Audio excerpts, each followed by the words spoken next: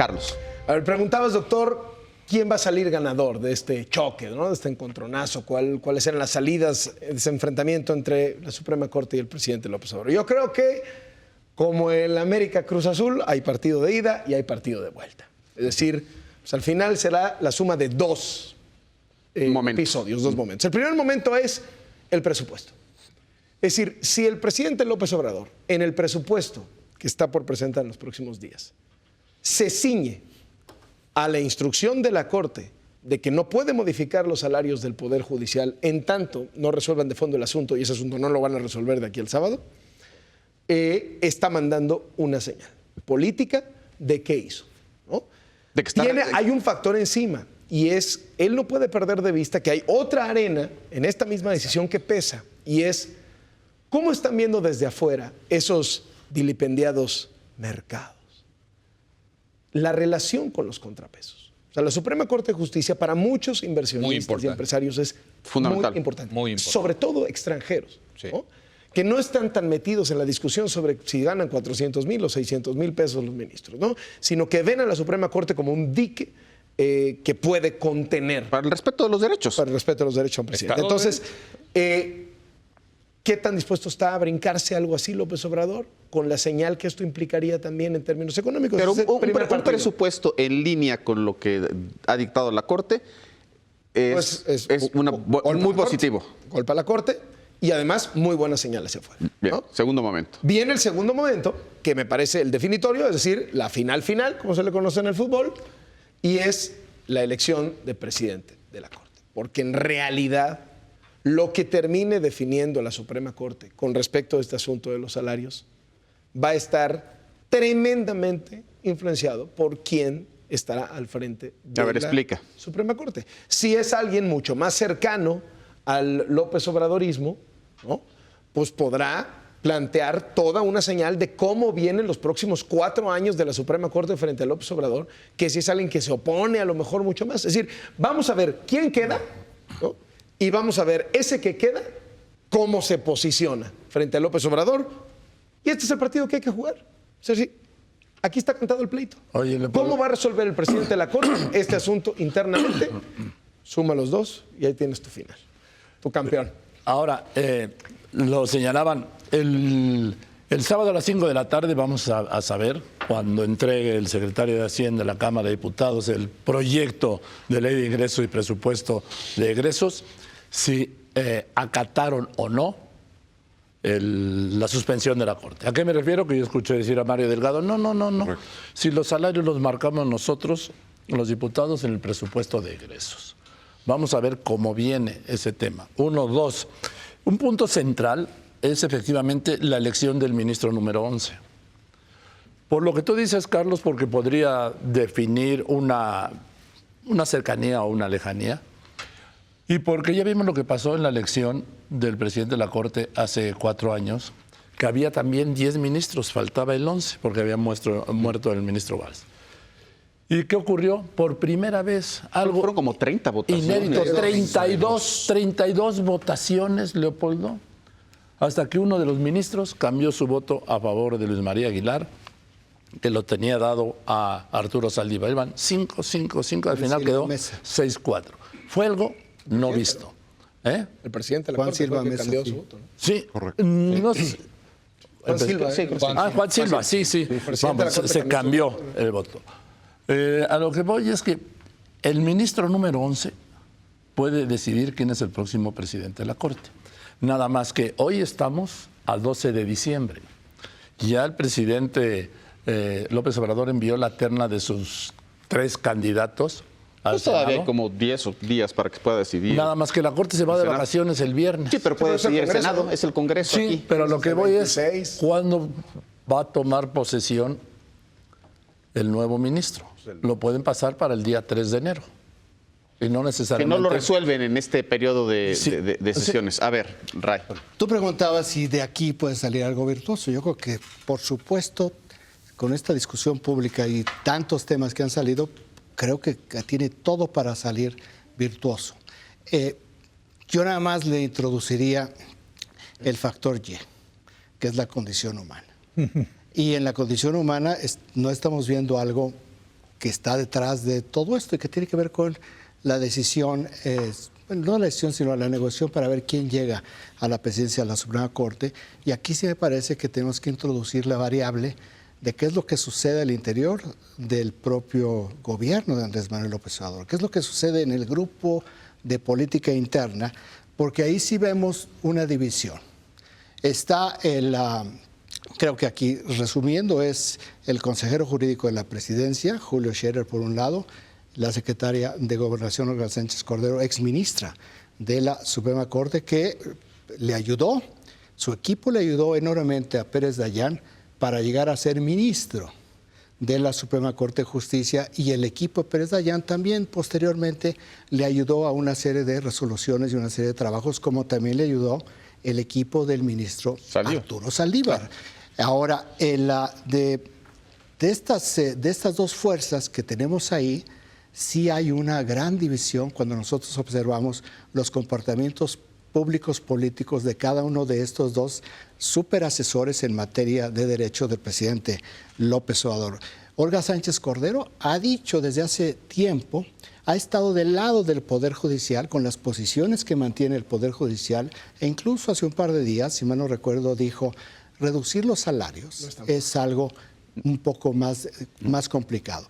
Julio Scherer no ha tenido ese tipo de pronunciamientos públicos, pero Arturo Saldívar, a quien está apoyando Julio Scherer, sí ha escrito ya desde hace varias semanas una serie de artículos en los cuales su planteamiento sí tiene que ver con la narrativa de López Obrador y de Morena, de que la Corte tiene que entender y tiene que ajustarse a la realidad del voto del 1 de julio, que no quieren este tipo de abusos, no quieren excesos, y que sí tiene que ajustar y reducir, no lo dice de esta manera, pero reducir los privilegios y todo este tipo de prestaciones que no tiene ni Donald Trump ni tenía Obama.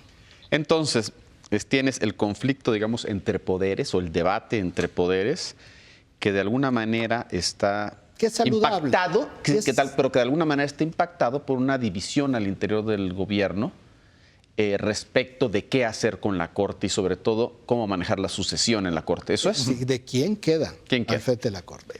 Iba contigo, pero es que Denise me ha pedido la palabra como 3 veces, seguro va a decir algo. Sí, Y yo nada más hacía así, mira. Renuncio a la palabra. Es que déjame tomar un punto, porque cuando se habla de cercanía, me preocupa que se vea a los ministros de la Suprema Corte como unas correas de transmisión de políticos, porque yo creo que podríamos hablar de afinidad y es distinto. Está bien.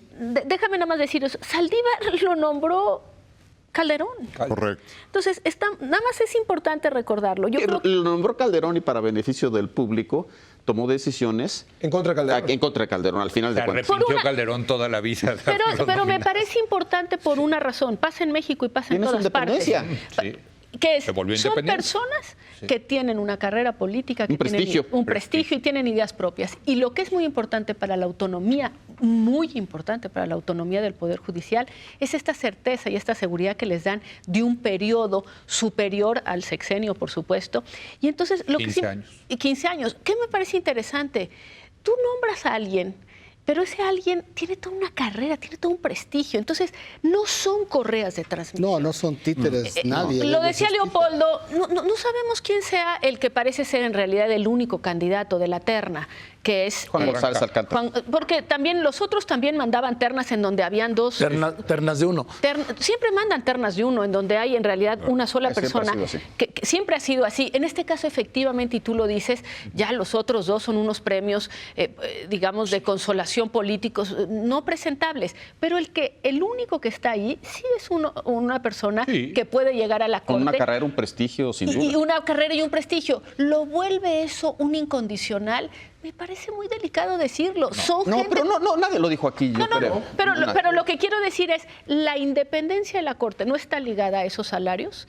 El ejemplo de Colombia a mí me parece extraordinario. En Colombia ganan, de verdad, creo que es como el 3%. El costo de la Corte es como el 3% en este documento. No los y el salarios. día que tuvieron que pronunciarse en contra de un presidente que tenía el 80% de popularidad, que era Uribe, no cualquier Por presidente, su un reelección. verdadero cacique que quería reelegirse, esos señores que ganaban 10 veces menos que los de la Corte en México, le dijeron la Constitución no te lo permite. Entonces, la independencia no es una relación directa con el salario y tiene otros elementos y tiene que ver con esta cuestión de dignidad y de carrera política y de prestigio. Y en ese sentido, nada más por agregar al lado humano, aquí no sabemos cómo se van a pronunciar del todo, digamos, los ministros a la hora de decidir si se sienten afines o no a un proyecto que plantea el tema de que la austeridad o que, digamos, la contención en estos recursos y en estos gastos se tiene que llevar a cabo y que es lo que marca la época, digamos. Perdón. No, hombre, yo antes de hablar de salidas virtuosas, la virtud es el antónimo. ¿Virtuosas o no? O no. Sí. Hablaría del antónimo de la virtud, del vicio. A mí me parece falso lo que está planteando el magistrado Luis Vega, acusando una intromisión. Porque en el fondo, si el Poder Judicial, no solo la Suprema Corte, quisiera verdaderamente ser ellos quienes decidieran por ellos, sobre ellos, creo que hace tiempo que han tenido la oportunidad. Claro. A mí me parece que el Poder Judicial es uno de los más opacos, sí, más opaco que el Legislativo, más opaco que el Ejecutivo, donde hay prácticas de nepotismo. Bueno. Y donde hay corrupción, extendidísimas. Comentaba con Carlos por la mañana, hace un año, en junio del año pasado, Mexicanos contra la Corrupción dio a conocer un estudio sobre el nepotismo que hay en el Poder Judicial. Sí. Es impresionante. Antes de terminar el sexenio pasado, el subprocurador de Delitos Federales señaló que estaban investigando a jueces y magistrados por corrupción, en algunos casos vinculados con crimen o delincuencia organizada. Entonces, hablar de una intromisión cuando ellos mismos no han resuelto sus vicios... Pero ojo, ¿no? Porque no los vamos a tirar a todos. No, yo no estoy hablando del conjunto del Poder Judicial, pero sí tienen sus negritos. Pues ese es el asunto.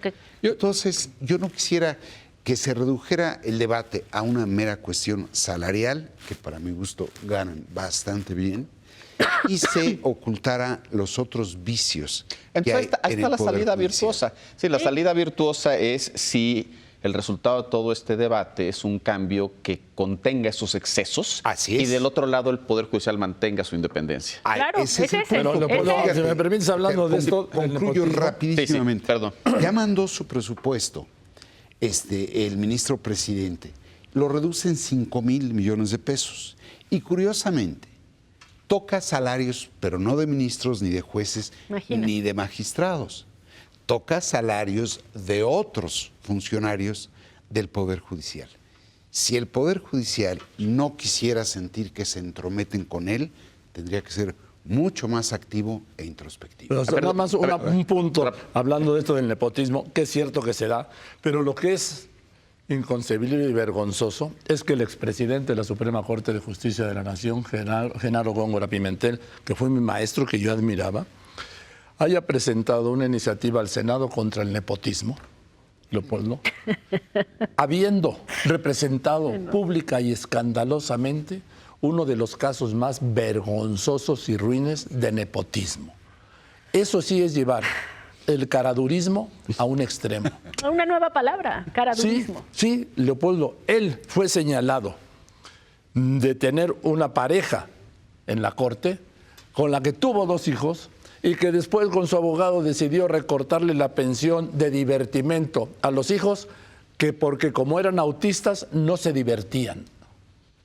Y es el mismo personaje que fue presidente de la Corte que ahora presenta una iniciativa contra el nepotismo. Eso es una sinvergüenzada. A ver. Mira, a mí se me hace fascinante todo este tema de la división de poderes, pesos y contrapesos, y en particular el tema de la Suprema Corte de Justicia. Es un viejísimo debate, Leopoldo, porque es el único poder que no es elegido. Exacto. Es, a diferencia del Poder Ejecutivo y del Poder Legislativo, que son elegidos y por lo tanto tienen presiones populares, el diseño del judicial está hecho para la frialdad del juez.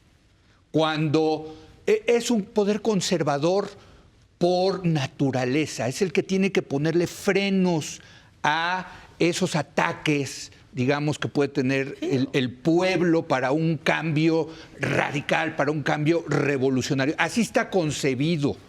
Y por lo tanto, y uno lo puede ver en las discusiones fascinantes de los constitucionalistas estadounidenses, que son los papás de nuestros constitucionalistas, porque de ahí, ¿no?, copiamos nuestras constituciones, donde dicen, bueno, estos jueces tienen que ser fríos y les tenemos que dar cierta independencia. Y para que tengan esa independencia, dos cosas tienen que tener. En el caso de Estados Unidos, a los ministros de la Corte, a los justices, son de por vida, ¿eh? Aquí les da 15 años. Transaccionales. En Estados Unidos son de por vida, hasta que se mueran o se retiren. Y además reciben Entonces, no tienen el term limit, no tienen un periodo de servicio. Se pueden quedar todo el tiempo. Esa es una, ¿y la otra? Esa es una. El salario. El salario en la Constitución original de Estados Unidos dice que no le puede cambiar el legislativo, no le puede bajar los salarios. Aquí tampoco. Aquí tampoco. Bueno, ese es el punto. ¿De dónde sale eso? Pues sale de la Constitución de Estados Unidos. Hombre, nosotros le copiamos muchas de esas instituciones. Entonces te preocupa que eso cambie. Bueno, es que... Porque ese es uno de los dos pilares. Calderón dice, nadie puede ganar más del presidente de la República, pero resulta que Calderón ganaba casi 300,000 pesos. Ahora llega López Obrador y dice, no, pero ahora van a ganar 108,000 pesos.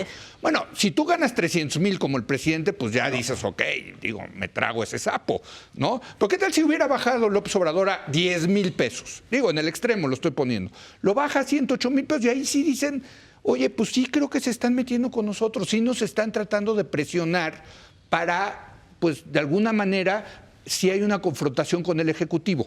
Creo que ahí...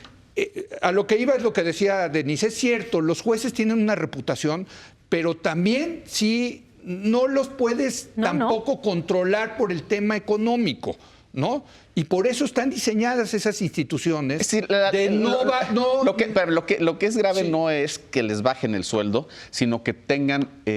digamos, como espada de Damocles, la amenaza de que les van a bajar el sueldo si no fallan como quiere el poder legislativo o el ejecutivo. Un poder popular, ¿no? Un poder que quiere cambiar y dice, entonces tú, juez, eres el poder conservador, pues te bajo el sueldo para presionarte. Son instituciones muy bien diseñadas, en ese sentido.